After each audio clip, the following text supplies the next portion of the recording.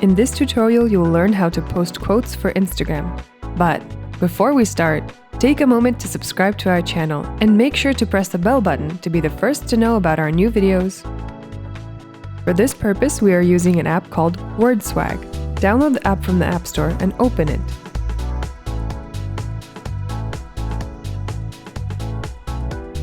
Tap Camera or Library if you want to use your own photos as a background, or tap Free Photos and choose a background. Choose the format and tap Next. Double tap Text and choose whether you want to input a custom quote or use a pre-made one.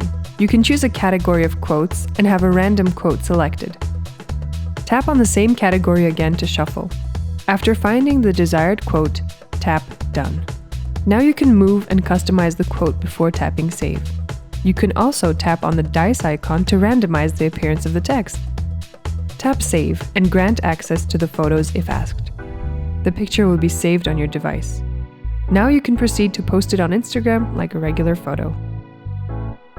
Do you have a favorite quote?